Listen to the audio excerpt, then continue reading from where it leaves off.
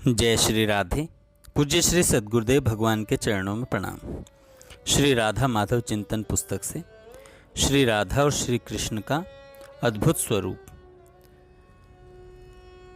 पूज्य श्री भाई जी कहते हैं, एक प्रसंग में भगवती पार्वती के पूछने पर भगवान शंकर श्री कृष्ण के श्री अंगों का और उनके नक्शिक शोभा श्रृंगार का वर्णन करते हुए तथा उनके महत्व का विवेचन करते हुए कहते हैं, कुछ विद्वानों का कथन है कि चिद्रूप अद्वितीय ब्रह्म उनका श्री कृष्ण का अंश है।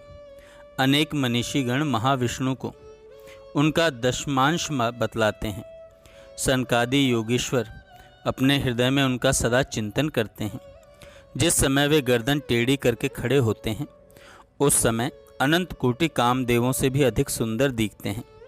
वे अपनी तिरछी चितवन तथा मधुर मंद मुस्कान के द्वारा करोड़ों कामदेवों के समान सुंदरता धारण कर अपने सिकोड़े हुए अधरों पर वंशी रखकर बजा रहे हैं और उस मुरली की मधुर स्वर लहरी से त्रिभुवन को मोहित करते हुए सबको प्रेम सुधा सागर में निमग्न कर रहे हैं। देवी जिनके नखचंद्र किरणों की महिमा का भी अंत नहीं है, उन्हीं भगवान श्री कृष्ण की महिमा के संबंध में मैं कुछ और बता रहा हूँ, तुम मुदित मन से सुनो।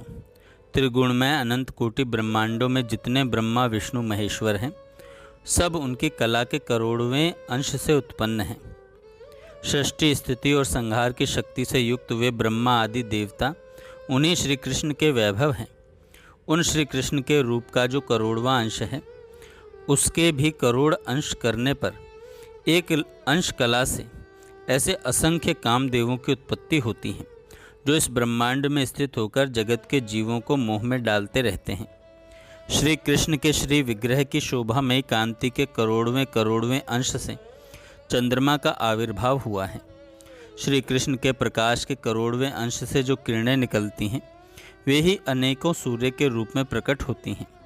उनके साक्षात श्री विग्रह से जो प्रकाश किरणें प्रकट होती हैं, वे परमानंदमय रसामृत से परिपूर्ण हैं। वे परम आनंद और परम चैतन्यमयी हैं। उन्हीं से इस विश्व के ज्योतिर्मय जीवन धारण किए हुए हैं, जो भगवान के ही कोटि कोटि अंश हैं। उनके चरण कमल युगल के नख रूपी चंद्रकांत मणि से निकलने वाली प्रभा को ही पूर्ण ब्रह्म बताया गया है, जो सबका कारण है और वेदों के लिए भी दुर्गम है। विश्व को मोहित करने वाला जो नाना प्रकार के पुष्पादि का सौरभ सुगंध है, वह सब उनके श्री विग्रह की दिव्य सुगंध का करोड़वां अंश मात्र है। भगवान के स्पर्श से ही सब सुगंधों का प्रादुर्भाव होता है। इन श्री कृष्ण की प्रिया, इनकी प्राण वल्लभा श्री राधिका हैं। ये ही आद्या प्रकृति हैं। इन्हीं श्री राधिका के करोड़वें अंश से त्रिगुणात्मिका दुर्गा आदि देवियों की उत्पत्ति हुई है। इन राधिका के पद रज स्पर्श से करोड़ों विष्णु उत्पन्न होते हैं। श्री राधिकोपनिषद भगवत स्वरूपा श्री राधिका जी की महिमा तथा उनके स्वरूप को बताने वाला ऋग्वेद का एक राधिकोपनिषद है। उसका भाषांतर नीचे दिया जाता है।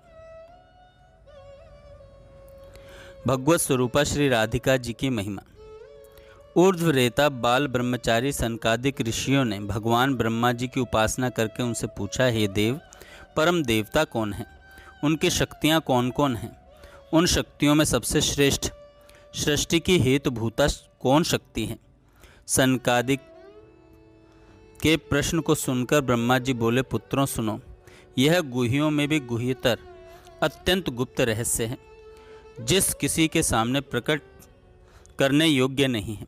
जिनके हृदय में रस हो, जो ब्रह्मवादी हों, गुरु भक्त हों, उन्हीं को इसे बताना है, नहीं तो किसी अनाधिकारी को देने से महापाप होगा। भगवान हरि श्री कृष्ण ही परम देव हैं। वे छहों ऐश्वर्यों से परिपूर्ण भगवान हैं। गोप गोपियाँ उनका सेवन करती हैं। वृंदा तुलसी जी उनकी आराधना करती है। वे वृंदावन के स्वामी हैं। वे ही एकमात्र परमेश्वर हैं। उन्हीं के एक रूप है अखिल ब्रह्मांडों के अधिपति नारायण। जो उन्हीं के अंश हैं। वे प्रकृति से भी प्राचीन और नित्य हैं। उन श्री कृष्ण की आह्लादनी, संधिनी, ज्ञान, इच्छा, क्रिया आदि बहुत प्रकार की शक्तियाँ हैं। इनमें आह्लादनी सबसे श्रेष्ठ है। यही परम अंतरंग भूता श्री राधा हैं, जो श्री कृष्ण के द्वारा आराधिता हैं। श्री राधा भी श्री कृष्ण का सदा समाराधन करती हैं, अतः वे राधिका कहलाती हैं। इनको गांधर्वा भी कहते हैं। समस्त गोपियाँ, पटरानियाँ और लक्ष्मी जी इन्हीं की काय व्यूह रूपा हैं। ये श्री राधा और रस सागर श्री कृष्ण एक ही शरीर हैं, लीला के लिए दो बन गए हैं। ये श्री राधा भगवान श्री हरि के संपूर्ण ईश्वरी हैं, संपूर्ण सनातनी विद्या हैं। श्री कृष्ण के प्राणों की अधिष्ठात्री देवी हैं। एकांत में चारों वेद इनकी स्तुति करते हैं। इनकी महिमा का मैं ब्रह्मा अपनी समस्त आयु में भी वर्णन नहीं कर सकता। जिन पर इनकी कृपा होती है, परम धाम उनके करतलगत हो जाता है। इन राधिका को न जानकर जो श्री कृष्ण की आराधना करना चाहता है, वह मूढ़तम है, महामूर्ख है। श्रुतियाँ इनके निम्नांकित नामों का गान करती हैं। राधा, रासेश्वरी, रम्या, कृष्ण मंत्राधिदेवता, सर्ववाद्या, सर्ववंध्या, वृंदावन विहारिणी, वृंदाराध्या, रमा, अशेष गोपी मंडल पूजिता, सत्या, सत्यपरा, सत्यभामा, श्री कृष्ण वल्लभा, वृषभानुसुता, गोपी, मूल प्रकृति, ईश्वरी, गंधर्वा, राधिका, आरम्या, रुक्मणी, परमेश्वरी, परात्परा, पूर्णा, पूर्णचंद्र निभानना, भुक्ति मुक्ति प्रदा, भव व्याधि विनाशिनी। इन 28 नामों का जो पाठ करते हैं वे जीवन मुक्त हो जाते हैं, ऐसा भगवान श्री ब्रह्मा जी ने कहा है। यह तो आह्लादिनी शक्ति का वर्णन हुआ। इनकी संघिनी शक्ति